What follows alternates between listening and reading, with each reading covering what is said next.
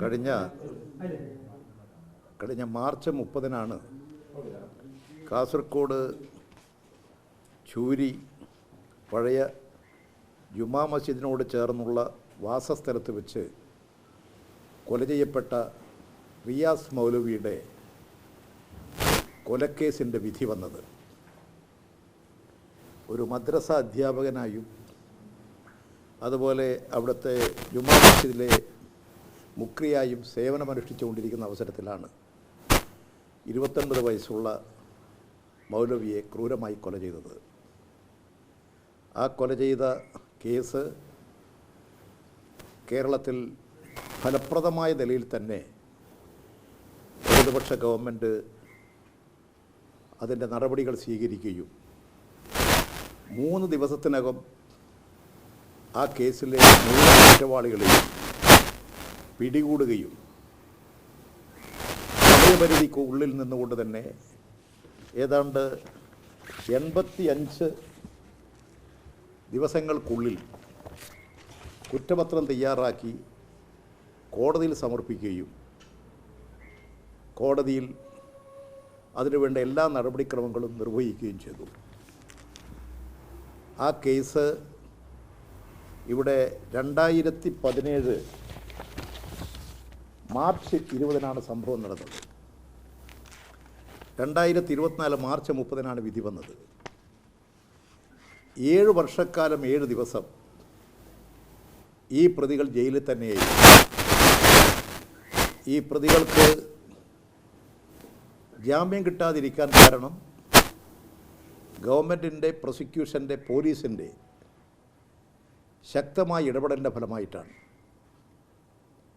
ആ കേസിൽ ഉണ്ടായിട്ടുള്ള വിധി ആരെയും ഉത്കണ്ഠപ്പെടുത്തുന്നതും അത്ഭുതപ്പെടുത്തുന്നതും അതുപോലെ തന്നെ ജനങ്ങളിൽ ഭയാശങ്കകൾ ഉണ്ടാക്കുന്നതുമാണ്. കാരണം ആ കേസിൽ ആവശ്യമുള്ള എല്ലാ തെളിവുകളും പ്രോസിക്യൂഷൻ ഹാജരാക്കിയിരുന്നു. ഏതാണ്ട് ആ കേസിൽ 97 സാക്ഷികളുണ്ട്. ഒരു സാക്ഷി പോലും കൂറുമാറിയിട്ടില്ല.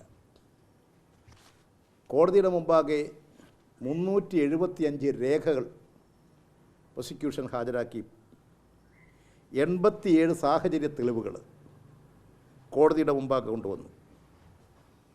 അതുപോലെ തന്നെ പ്രോസിക്യൂഷൻ 124 ഇത്തരം കേസുകൾ സംബന്ധിച്ചിട്ടുള്ള മേൽക്കോടതി വിധികൾ, അതിൻ്റെ ഉത്തരവുകൾ കോടതിയുടെ മുമ്പാകെ സമർപ്പിച്ചു. അതിൻ്റെ സ്പെഷ്യൽ പ്രോസിക്യൂട്ടർ സ്തുതീർഹമായ സേവനമാണ് നടത്തിയത്. ഈ കേസ്, ഈ കൊലപാതകം നടന്നപ്പോൾ ആ കൊലപാതകം സംബന്ധിച്ചിട്ടുള്ള അതീവ ജാഗ്രതയോടുകൂടിയിട്ടുള്ള അന്വേഷണമാണ് നടത്തുന്നത്. ഉമ്മൻചാണ്ടി ഗവൺമെൻറ്റിൻ്റെ കാലത്ത് കാസർഗോഡ് പോലീസ് സൂപ്രണ്ടായിരുന്ന ഡോക്ടർ ശ്രീനിവാസ് അദ്ദേഹത്തെ ഈ കേസ് അന്വേഷണത്തിൻ്റെ പ്രത്യേക ചുമതല LDF ഗവൺമെൻറ് കൊടുക്കുകയും അതിൻ്റെ അടിസ്ഥാനത്തിൽ IPS ഉദ്യോഗസ്ഥൻ ഫലപ്രദമായ നിലയിൽ അന്വേഷണം നടത്തുകയും ചെയ്തു. അതുപോലെ തന്നെ പോലീസ് ഡിപ്പാർട്ട്മെൻറ്റ് DOSP സുധാകരനാണ് ആ കേസിൻ്റെ അദ്ദേഹത്തോടൊപ്പം ഉണ്ടായിരുന്ന സഹായി. ഈ 2 ഉദ്യോഗസ്ഥന്മാരും ആ കേസ് തെളിയിക്കുന്നതിന് വേണ്ടി, കുറ്റവാളികൾക്ക് പരമാവധി ശിക്ഷ വാങ്ങിക്കൊടുക്കുന്നതിന് വേണ്ടിയിട്ടുള്ള എല്ലാ നടപടികളും, അന്വേഷണ നടപടികളും പൂർത്തിയാക്കി. ഈ കേസ് സംബന്ധിച്ച് കൊല ചെയ്യപ്പെട്ട റിയാസ് മൗലവിയുടെ ഭാര്യ അവർ ഗവൺമെൻറ് മുമ്പാകെ ഒരു സ്പെഷ്യൽ പ്രോസിക്യൂട്ടർ വെക്കണം എന്നാവശ്യപ്പെട്ടു. അവർ ആലോചിച്ച് അവർ നിർദ്ദേശിച്ച പേരാണ് കോഴിക്കോട് ബാറിലെ പ്രമുഖ അഭിഭാഷകനായ, ഏറ്റവും പ്രശസ്ത ക്രിമിനൽ ലോയറായ അഡ്വക്കേറ്റ് അശോക്. അദ്ദേഹത്തെ നിയമിച്ചു. അദ്ദേഹം 23-ൽ അന്തരിച്ചു. അദ്ദേഹത്തിൻ്റെ കാലഘട്ടത്തിൽ തന്നെ അദ്ദേഹം ഈ കേസ് പരമാവധി അതിവേഗത്തിൽ തീർക്കാനും ഒരു തരത്തിലും പ്രതികളെ വിട്ടയക്കാൻ കഴിയാത്ത നിലയിലുള്ള തെളിവുകൾ ഹാജരാക്കാനും പരമാവധി പരിശ്രമിച്ചു. അദ്ദേഹത്തിൻ്റെ മരണത്തിന് ശേഷം ഈ കേസിൽ അദ്ദേഹത്തിൻ്റെ ജൂനിയറായി, ഈ കേസിൽ മാത്രമല്ല അദ്ദേഹത്തോടൊപ്പം വളരെ കാലമായി പ്രവർത്തിച്ചുകൊണ്ടിരിക്കുന്ന അഭിഭാഷകൻ, ആ അഭിഭാഷകനെ അതിൻ്റെ രണ്ടാമതും റിയാസ് മൗലവിയുടെ ഭാര്യ ഈ കോടതിയിൽ സ്പെഷ്യൽ പ്രോസിക്യൂട്ടറാക്കണം, അഡ്വക്കേറ്റ് ടി ഷാജിദ് പ്രോസിക്യൂട്ടറാക്കണം എന്ന് ഗവൺമെൻറ്റിനോട് ആവശ്യപ്പെട്ടു. അവരുടെ ആവശ്യമനുസരിച്ച് ഷാജിത്തിനെ പിന്നീട് പ്രോസിക്യൂട്ടറായി വെച്ചു. ഈ കേസിൻ്റെ ഒരു കാര്യം ആലോചിക്കുമ്പോൾ കാണുന്നത്, 8 തവണ ഈ കേസ് കേട്ടുകൊണ്ടിരുന്ന ജഡ്ജി മാറുകയോ ട്രാൻസ്ഫർ ആകുകയോ വിരമിക്കുകയോ ചെയ്തിട്ടുണ്ട്. ഈ കേസുമായി ബന്ധപ്പെട്ടുകൊണ്ടുള്ള എല്ലാ നടപടികളും വളരെ സത്യസന്ധമായി വസ്തുനിഷ്ഠമായി തെളിവുകളെല്ലാം ഹാജരാക്കിക്കൊണ്ടാണ് പ്രോസിക്യൂഷനും പോലീസും പ്രവർത്തിച്ചത്.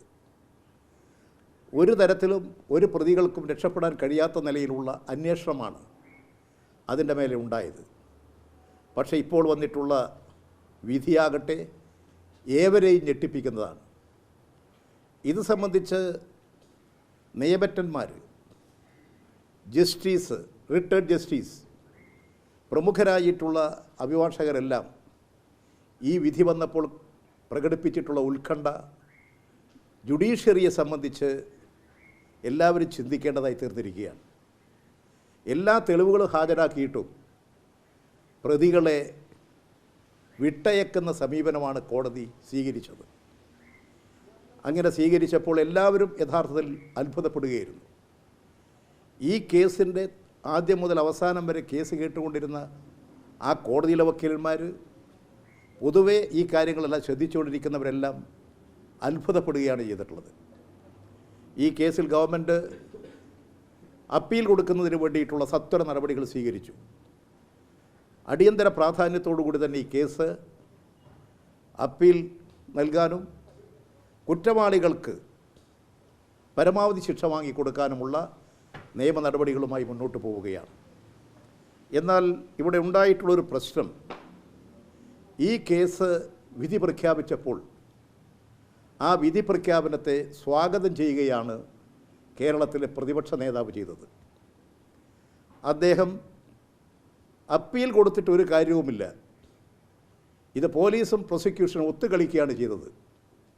ഇതാ വിധിയെ, ആ ജഡ്ജ്മെൻറ്റിനെ ന്യായീകരിക്കാനാണ്. ഈ കൊലക്കേസിൻ്റെ എല്ലാ വസ്തുതകളും മനസ്സിലാക്കുകയും ജഡ്ജ്മെൻറ്റ് തന്നെ എടുത്ത് പരിശോധിക്കുകയും ചെയ്താൽ ഈ കേസ് സംബന്ധിച്ച് സാധാരണഗതിയിൽ ഉണ്ടാകാൻ പാടില്ലാത്ത ഒരു വിധിയാണ് ഉണ്ടായത് എന്ന് നിസ്സംശയം പറയാൻ കഴിയാവുന്നതാണ്. അത്തരമൊരു കേസ് സംബന്ധിച്ച് പോലീസും പ്രോസിക്യൂഷനും ഒത്തുകളിച്ച് പ്രതികൾക്ക് അനുകൂലമായ സാഹചര്യം സൃഷ്ടിച്ചു. ഇനി ആ കേസ് കൊടുത്തിട്ട് കാര്യമില്ല, അപ്പീൽ കൊടുത്തിട്ട് കാര്യമില്ല, ആ ജഡ്ജിയുടെ ജഡ്ജ്മെൻറ്റിനെ ന്യായീകരിക്കുകയാണ് ചെയ്തത്. ആ ജഡ്ജിയുടെ ജഡ്ജ്മെൻ്റ് എന്ന് പറയുന്നത് ഏതൊരാളെയും അത്ഭുതപ്പെടുത്തുന്നതാണ്. ആ കേസിൽ 3 പേരെ വിട്ടയക്കണമെങ്കിൽ എന്തെങ്കിലും ഒരു കാരണം കാണിക്കണ്ടേ? വസ്തുതാപരമായിട്ടുള്ള ഒരു കാരണം കാണിക്കലുമല്ല. ആ ജഡ്ജ്മെൻറ്റിൽ പറഞ്ഞിരിക്കുന്ന ഒരു കാര്യം, ഈ പ്രതികൾ RSSകാരാണെന്ന് തെളിയിച്ചിട്ടില്ല. RSSകാരാണെന്ന് തെളിയിച്ചാൽ ശിക്ഷിക്കാൻ പറ്റുമോ? കുറ്റം ചെയ്തവർക്കുള്ള ശിക്ഷയല്ലേ? എത്ര ബാലിശമായിട്ടുള്ള വാദഗതികളാണ് ആ കോടതി ഉന്നയിച്ചത്. ആ ജഡ്ജ്മെൻറ്റ് വായിച്ചാൽ ഏതൊരാൾക്കും ഏതൊരാളെയും അത്ഭുതപ്പെടുത്തുന്നതാണ്. ആ ജഡ്ജ്മെൻറ്റിനെ ന്യായീകരിക്കാനും ജഡ്ജി ആ വിധിന്യായം ശരിയാണെന്ന് സ്ഥാപിക്കാനും അപ്പീൽ കൊടുത്തതുകൊണ്ട് കാര്യമില്ല എന്ന് വാദിക്കാനും RSSനെ സംരക്ഷിക്കാൻ കേരളത്തിൻ്റെ പ്രതിപക്ഷ നേതാവ് പരസ്യ പ്രസ്താവന നടത്തുന്ന അനുഭവങ്ങളാണ് കണ്ടത്.